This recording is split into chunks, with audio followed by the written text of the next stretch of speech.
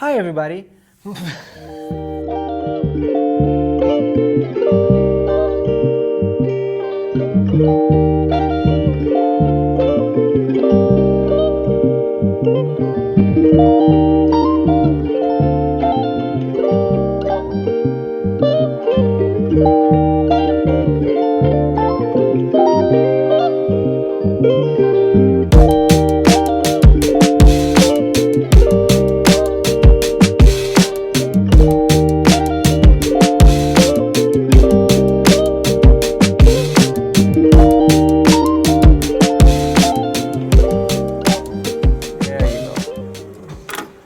So, let's lift an eye with a forklift.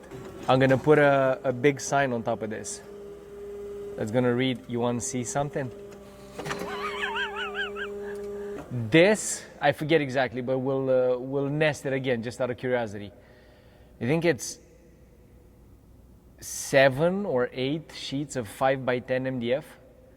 So at 100 and a little bit pounds each. You will lose some because they're not rectangular shapes, but nesting it properly and using the proper software to nest it, because you could do it manually. You could arrange each piece on the sheet, but that's going to take forever. Nesting is arranging the pieces to be cut on the sheet stock material. I have here individual pieces that are, let's say, 15 inches wide by 42 inches tall. Basically, we want to maximize the material usage and reduce waste. Maximize the usage of the sheet stock so that you lose as little material as possible.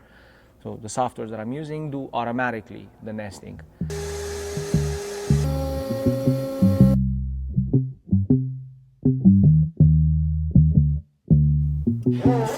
Hey, here so they can stand, and the countertop is going to be like somewhere here.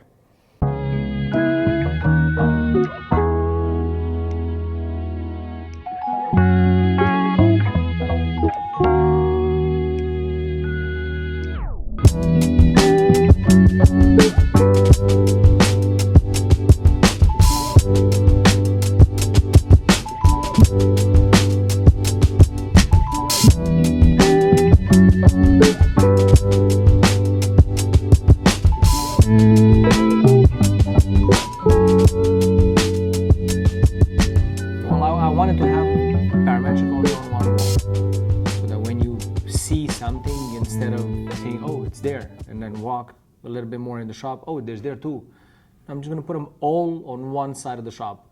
So you walk in and your jaw drops.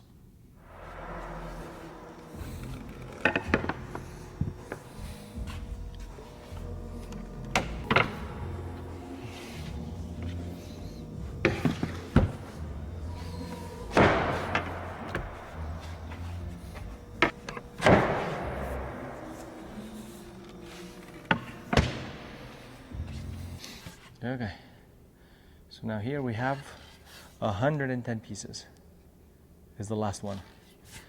So now I could do it the way it was done on the other side, or no, I can't actually. It has to be exactly the same way because I cut it already.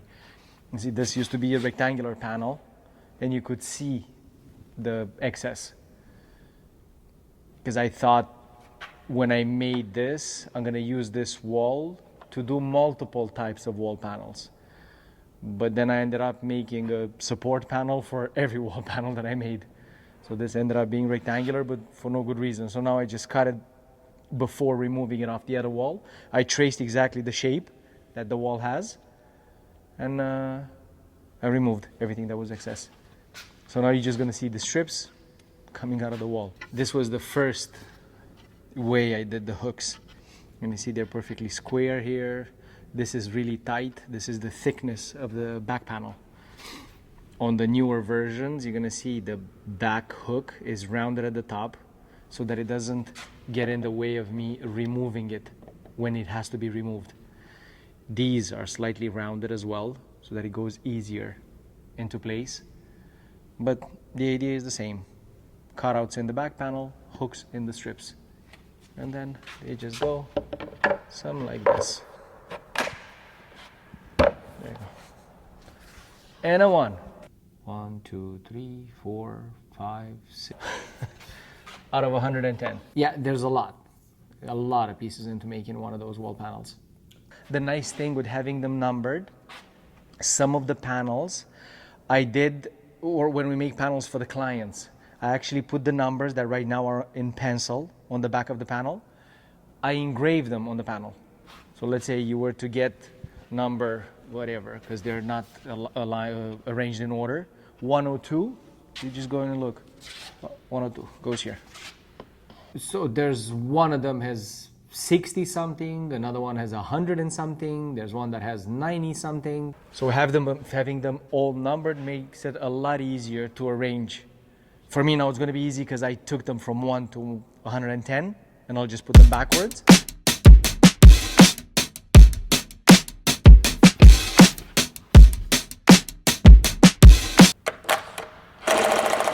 Every time a panel like that gets undone, you have to be careful which piece is removed and where it's going to go back, because it's very important that the sequence is kept 100%. None of the pieces can be misplaced because it will throw off the flow, the three-dimensionality of it, or whatever. It's going to throw off the flow.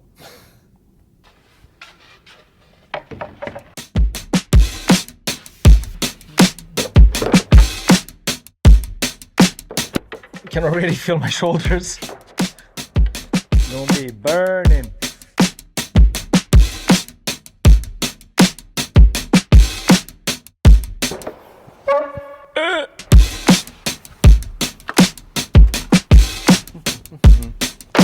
Like therapy.